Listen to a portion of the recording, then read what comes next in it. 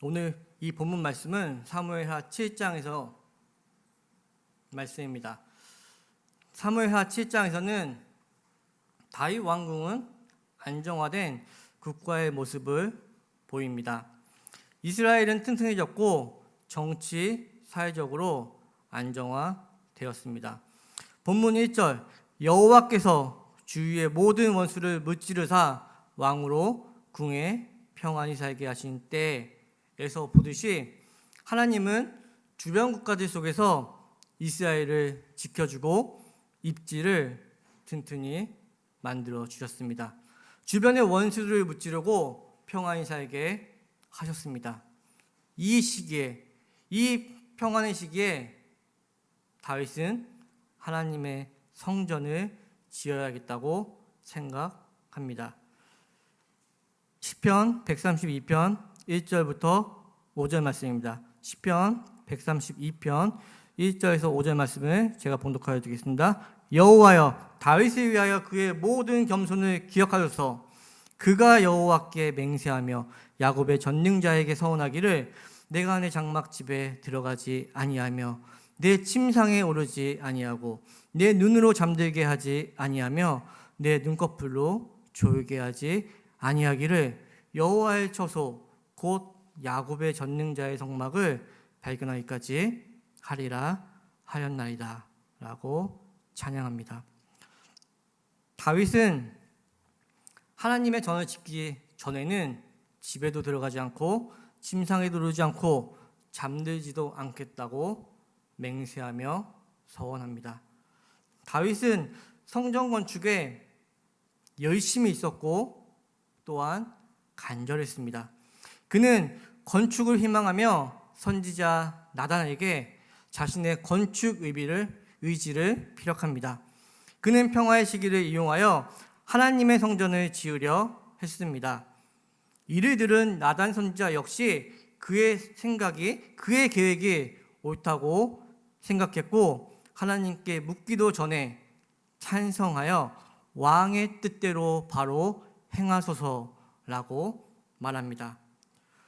나단 선지자의 반응에서 보시다시피 다윗이 성전을 짓겠다는 뜻은 합당했습니다. 다윗은 선한 일에 힘써 하나님을 높이고 영광을 돌리는 참된 신자의 모습을 우리에게 보여주고 있습니다. 또한 그의 삶을 보면 평안할 때나 공고할 때나 하나님의 영광을 앞세우는 참된 신자의 모습을 보여줍니다. 그리고 그가 나단 선지자에게 자신의 결정을 내기 전에 먼저 보았다는 사실을 보면 자신의 선한 뜻에 대해 하나님께 먼저 물어보고 결정하려고 하였다는 것을 알 수 있습니다. 하나님의 말씀을 들으려 했습니다. 이러한 다윗의 모습은 신자인 우리에게 귀감이 되는 모습일 것입니다. 우리의 모습을 되돌아보기 원합니다. 성도님들은 어떤 모습으로 살고 계신가요? 우리는 편안할 때 하나님의 은혜를 기억하고 하나님께 영광을 드리기보다 하나님이 이러한 평안을 허락하신 이유와 하나님의 뜻하심을 구하기보다 이 편안함이 오래 지속되기를 구하고 애쓰고 있지는 않으셨나요? 또한 우리에게 공고한 삶이 다가오거나 지속되면 우리는 하나님을 원망하는 모습을 보이지 않으셨나요? 하나님의 주권과 전능하심을 의심하지는 않으셨나요? 세상적인 논리에 빠져 하나님을 평가하고 재단하고 때론 하나님을 배반하는 언행도 서슴지 않을 때가 있었습니다. 또한 우리가 어떤 결정을 할 때 하나님의 뜻을 온전히 구하는지 되돌아봐야 합니다. 하나님의 뜻을 구하기는 하나, 이미 결정해 놓고 구하는 것은 아닌지, 나의 옳고 그름의 판단으로 나 자신의 의를 추구하고 있지는 않은지를 되돌아봐야 합니다. 우리가 아무리 선한 뜻을 가지고 한 일이라도 그것이 하나님이 허락하지 않고 하나님의 뜻하심이 아니라면 우리는 언제라도 멈춰야 합니다. 멈출 수 있어야 합니다. 하나님은 다윗의 계획을 기뻐하셨습니다. 그리고 다윗 왕권에 놀라운 약속을 주십니다. 그러나 본문 이유를 보면 하나님은 나단 선지자를 통해 다윗의 계획을 막으십니다. 하나님은 왜 다윗의 성전 건축을 막으셨을까요? 하나님은 그의 계획을 기뻐하시며 다윗 왕권에 놀라운 약속을 하셨습니다. 그런 하나님이 왜 나단 선지자를 통해 다윗의 계획을 막으셨던 것일까요? 다윗의 계획에 대한 하나님의 답변을 좀 더 살펴봐야겠습니다. 하나님은 다윗의 성전 건축 계획에 내가 언제 너희들에게 내 걱정을 하라고 하였느냐, 내 열조와 내 지파들에게 내 전을 짓지 않느냐고 이야기한 적이 있느냐고 5절에서 7절까지 말씀하시며, 더 나아가 하나님은 너희가 나를 걱정하는 것이 아니다, 나는 너희를 걱정하고 필요를 채우는 유일한 주인이다 라고 말씀하십니다. 8절 이하에서는 내가 너를 불렀고 너를 세웠고 너를 이 자리에 오게 했고 앞으로도 그렇게 할 것이다 라고 말씀하시며, 지금 내가 있는 그 자리는 내가 한 것이 아니다, 내 능력으로 온 것도 아니고 무슨 요행이나 다른 세상적인 이유로 만들어짐이 아님을 분명히 말씀하십니다. 내가 지금 있는 그 자리는 전적으로 내 뜻과 내 의지와 내 능력에 의한 것이다 라는 사실을 하나님은 말씀하시며 알려주고 계십니다. 이러한 연장선상에서 7장 12절부터 16절에 걸쳐 하나님은 다윗 왕과의 영원한 은혜의 언약을 맺어 주십니다. 오늘 본문 이후에 나오는 7장 12절부터 16절에 나오는 이 약속의 말씀은 매우 중요한 의미가 있습니다. 제가 봉독하여 올리겠습니다. 내 수하인 차서 내 조상들과 함께 누울 때에 내가 내 몸에서 날 내 씨를 내 뒤에 세워 그의 나라를 견고하게 하리라. 그는 내 이름을 위하여 집을 건축할 것이요 나는 그의 나라 왕위를 영원히 견고하게 하리니 나는 그에게 아버지가 되고 그는 내게 아들이 되리니 그가 만일 죄를 범하면 내가 사람의 매와 인생의 채찍으로 징계하려니와 내가 내 앞에서 물러나게 한 사울에게서 내 은총을 빼앗은 것처럼 그에게서 빼앗지는 아니하리라. 내 집과 내 나라가 내 앞에서 영원히 보존되고 내 왕위가 영원히 견고하리라 하셨다 하라. 아멘. 하나님이 다윗과 맺어주신 이 언약이 왜 중요한 의미가 있을까요? 제가 매우 중요한 의미가 있다라고 말씀드린 다음에 제가 대표로 봉독해 드렸습니다. 하나님이 다윗과 맺어주신 이 언약이 왜 중요합니까? 이 언약의 말씀이 이전에 이스라엘에게 주신 언약과 차이는 무엇일까요? 그것은 지금까지 이스라엘에게 주어진 약속은 신명기에 나오는 말씀인 축복과 저주의 말씀, 너희가 나를 따르고 율례를 지키면 이라는 조건이 붙은 약속이었습니다. 즉 너희가 율법을 지키면 들어가도 복을 받고 나가도 복을 받을 것이다. 너희가 나를 외면하면 그리고 나를 버리면 나가서든지 들어가서든지 저주를 받는다는 말씀이었습니다. 그러나 오늘 저희가 읽은 12장에서 10절에 나오는 이 다윗 언약은 너희가 만일 실패할지라도 그럼에도 불구하고 나는 너희에게 약속할 것을 지킬 것이며 너와 내 후손을 은혜로 승리토록 하신다는 무조건적인 하나님의 은혜의 약속입니다. 이 언약의 말씀에 다윗의 위대함을 찾아볼 수 있습니다. 우리는 종종 다윗의 위대함을 그의 개인적인 행위나 역량, 자격에서 찾으려는 잘못을 범하곤 합니다. 그러나 다윗의 위대한 점은 다윗 자체의 능력이나 자격에 있는 것이 아니라 하나님의 약속에 기반합니다. 이 은혜의 약속은 메시아 사상, 메시아 왕국을 기반으로 하기 때문이고, 메시아 왕국은 예수님에게 있기 때문입니다. 메시아 왕국, 그 나라를 벌받아 마땅한 자들, 죽어 마땅한 자들이 예수 안에 있는 은혜로 죄 씻음 받고 용서와 구원을 입어 들어가는 나라, 왕국입니다.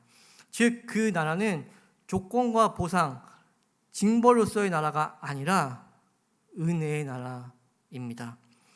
은혜의 나라를 있게 하심이 예수 그리스도시요, 조건이 아닌 하나님의 은혜로운 약속이 주어진 인물이 바로 다윗입니다. 그렇기에 다윗이 위대한 사람이 되어 있는 것입니다.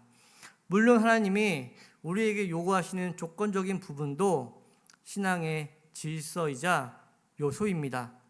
그것은 분명한 사실입니다. 또한 그러한 요구에 우리에겐 책임이 뒤따르며 우리는 하나님의 요구에 열심을 내야 하고 그러한 하나님의 명령에 온전히 순종해야 합니다. 그러나 이것이 신앙의 전부가 되어선 안 됩니다.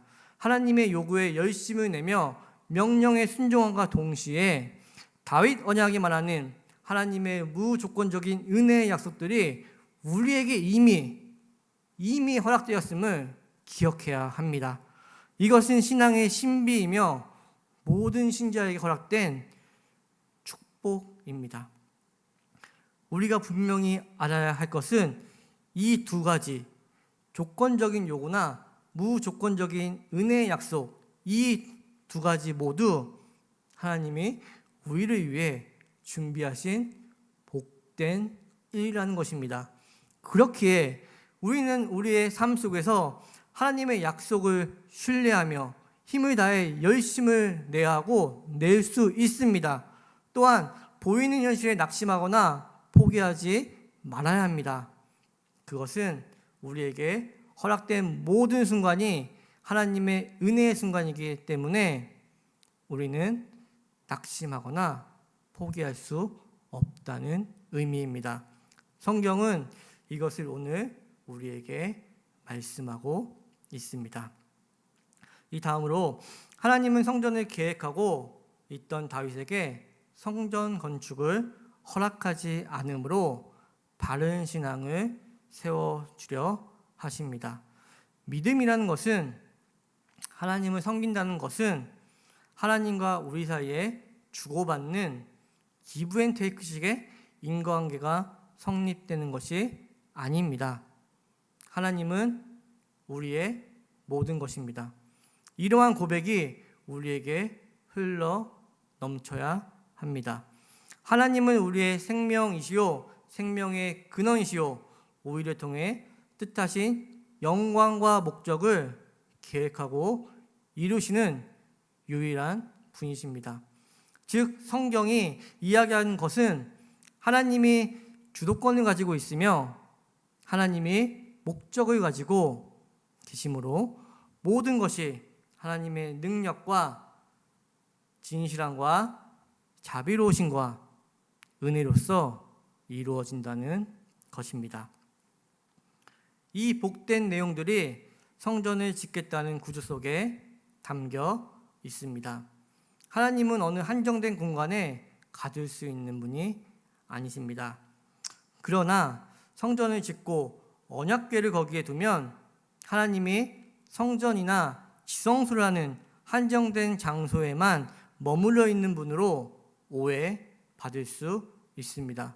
그래서 하나님은 너는 나를 위하여 집을 지을 수 없다고 하시며 성전 건축을 보류하시고 바른 신앙, 바른 지식을 알려주고 계신 것입니다. 우리는 하나님과 우리의 관계를 신앙으로라는 이름이든 헌신이라는 이름이든 어떤 명목으로든 묶으려고 합니다. 여기서 성전 건축에 어려움이 있고 하나님은 그러한 이유로 성전 건축을 보류하시게 됩니다. 물론 다윗은 하나님을 수중에 장악하려고 성전 건축을 하겠다고 하진 않았습니다. 다윗은 진심으로 소원을 아뢰었을 것입니다. 그러나 하나님을 시공간에 묻고 내 손을 장악하여 내 필요에 따라 하나님을 조종할 수 있는 문제가 될 수 있는 위험이 있기에, 오해될 수 있기에 하나님은 성전 건축을 거절하시고 하나님이 어떤 분이신가를 먼저 선언하신 것입니다. 모든 필요와 가치와 목적과 승리와 자랑을 주시는 분은 오직 하나님 한 분이심을 선언하고 있습니다. 13절 말씀을 보면 그는 내 이름을 위하여 집을 건축할 것이요 나는 그의 나라 왕위를 영원히 경고하게 하리라고 말씀합니다. 하나님은 성전을 짓겠다는 다윗에게 너 그게 무슨 뜻인지 아느냐라고 물으십니다. 성전을 짓겠다는 다윗의 기특한 헌신에도 내가 나를 한 집, 한 시공간 속에 두어 내가 필요할 때마다 내가 찾아가야 되고, 내가 너를 만나줘야 하고, 내가 문을 두드리면 문을 열어줘야 하고, 내가 불러내면 내가 나와야 된다는 위험과 오해가 있다는 말씀을 하시며, 하나님은 내가 필요하면 내가 너를 만나고 내가 너를 찾고 내가 내게 주고 내 뜻을 너에게 알리고 내 뜻대로 너를 인도할 것이라는 것을 말씀하십니다. 하나님과 우리 사이에는 어떤 합의나 주고받는 식의 어떤 계약이 존재하는 것이 아닙니다. 단지 하나님이 작정하시고 뜻하셨기 때문에 하나님이 우리를 통해서 온전히 이루어 나가시는 것입니다. 다윗이 의도하지 않았던 성전 건축을 하겠다는 말 속에 내포되어 있는 위험과 오해에 대해 하나님은 알려주십니다. 그리고 그 다음 성전을 지을 것이다 라고 성전을 허락하시며 하나님께서는 당신을 기꺼이 우리에게 주십니다. 신약성경 요한복음 15장을 보면 포도나무 비유가 나옵니다. 포도나무 비유는 의미하는 바가 분명합니다. 가지가 원줄기에 분리되면 생명도 잃고 쓸모도 없어진다는 의미입니다. 가지는 나무의 줄기에 붙어 있어야만 생명이 있고, 생명이 있어야만 열매를 맺을 수 있습니다.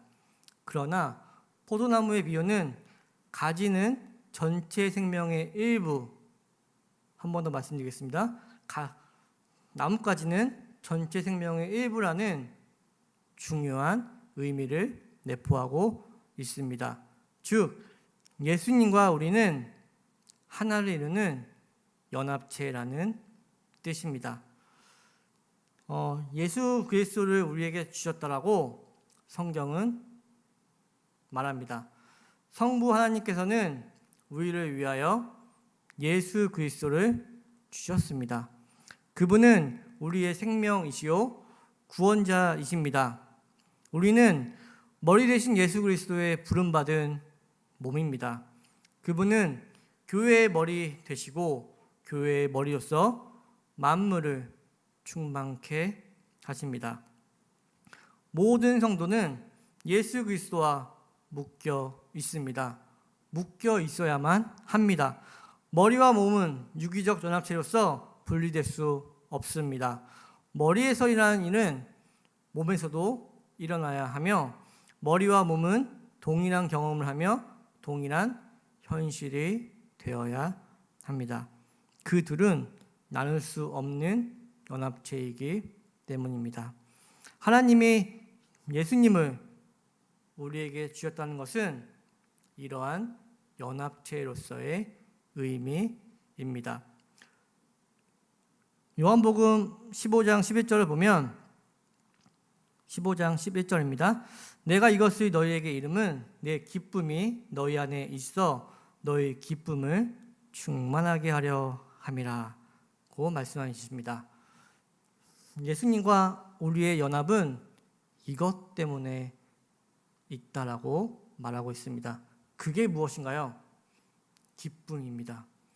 우리가 그리스도와 하나 된 기쁨입니다. 이 말씀은 우리와 예수님이 하나라는 것을 말씀합니다. 우리의 구원과 신앙은 천지를 지으신 하나님께서 예수 안에서 우리를 받으사 그 교제 안으로 우리를 부르신 것입니다. 이것은 신비입니다. 17장 21절을 보면 아버지여 아버지께서 내 안에 내가 아버지 안에 있는 것 같이 그들도 다 하나가 되어 우리 안에 있게 하사라고 예수님은 말씀하십니다. 우리 예수님은 이 땅에 오신 것은 우리 예수님이 이 땅에 오신 것은 성자 하나님이 성부 하나님과 가지는 연합에 우리를 포함시키려 하심입니다. 이것이 다윗의 성전 건축 사건에 주신 하나님의 복된 답일 것입니다. 이것은 인간이 만든 세상에서 숭배하고 있는 여러 종교들과 얼마나 다른가를 우리에게 보여줍니다. 세상의 종교는 그들이 믿는 신에게 얼마나 열심이며 헌신이며 얼마를 깨우쳤는지에 관심을 가집니다. 그러나 우리는 예수 안에서 하나님과 함께 살아가는 것에 관심이 있습니다. 즉 우리의 삶이 하나님의 뜻 안에서 예수님과 동행함에 목적이 있습니다. 그렇기에 예수 그리스도를 통해 이루신 하나님의 나라가 나의 삶의 모든 영역에서도 온전히 이루어지는 것에 목적이 있습니다. 우리가 하나님의 말씀을 지킨다든가 열심을 낸다든가 하나님의 뜻을 알아간다든가 하는 모든 것들은 예수 안에서 하나님과 함께 살기 위함입니다. 그러나 그렇게 함으로 하나님과 더 가까워진다는 뜻은 아닙니다. 그러한 의미를 뛰어넘어 이미 그 안에 있는 자, 예수 안에서 하나님과 함께 사는 자로서 자신의 자리를 더 크게 느끼고 더 깊이 느끼는 일을 실행해 나가는 것입니다. 우리 신앙의 수준과 상관없이 예수를 믿는 모든 성도들은 예수 안에서 하나님 안에 있는 자들입니다. 바로 이런 이유 때문에 다윗이 유명해졌고 위대한 것입니다. 그가 위대해서가 아니라 하나님의 약속을 받은 사람이기 때문에 위대합니다. 그가 남달라서가 아니라 우리 모두에게 주어질 약속을 다윗에게 맨 처음 했기 때문에 우리는 다윗을 위대한 사람이라고 부릅니다.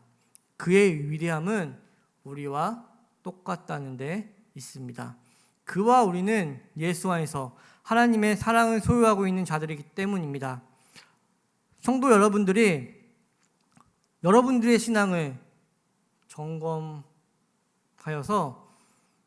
점수가 낮아 보일 수도 있습니다. 자기가 자기의 신앙을 점검했을 때 점수가 낮아 보일 수 있습니다. 혹시 낙제점을 줄 수밖에 없다라고 생각할 수도 있습니다. 그러나 우리는 다윗과 같은 은혜를 입은 자들임을 그와 같은 자리에 있음을 기억하여야 합니다. 즉 우리는 하나님의 사랑을 예수 안에 소유한 자들입니다. 우리의 잘난과 능력 때문에 예수 안에 하나님과 동거하게 하는 것이 아닙니다. 우리의 신앙은 하나님이 찾아오셔서 그분 자신을 우리에게 주사 하나님의 은혜로운 구원으로 확보한 신앙입니다. 예수 그리스도를 우리에게 주셔서 하나님의 은혜로 확보한 신앙이 우리의 신앙입니다. 이러한 기반 아래서의 신앙 고백이며 약속인 것입니다. 우리의 삶에서 신자의 생애 동안 복된 하나님의 자녀로 사는 기쁨을 누리는 세움누리교회 성도님들이 되시길 주님의 이름으로 축복합니다. 그러한 오늘이 되시길 주님의 이름으로 축복합니다. 함께 기도하시겠습니다. 하나님 아버지 감사합니다. 이 예배를 허락하시어 말씀과 기도, 찬양으로 예배드리게 하심을 감사합니다. 오늘 다윗의 성전 건축과 다윗 언약에 대해 말씀을 나누었습니다. 하나님의 주권을 온전히 인정하는 성도님들 되게 하여 주시고 나의 나됨이 온전히 하나님으로 인함을 시인하고 고백하는 귀한 성도님들 되게 함께하여 주시고 그들의 삶을 주관하여 주시옵소서. 하나님이 예수님을 내어주셨다는 의미가 예수님 안에서 하나님과 연합되기 위하이며 그 연합은 그리스도 안에서 기쁨임을 알아가고 누릴 수 있는 귀한 신자의 삶을 허락하시고 친히 인도하여 주시옵소서. 우리 주 예수님의 이름으로 기도드립니다. 아멘. 다 같이 예수의 이름으로 찬양하신 후에 기도하시겠습니다.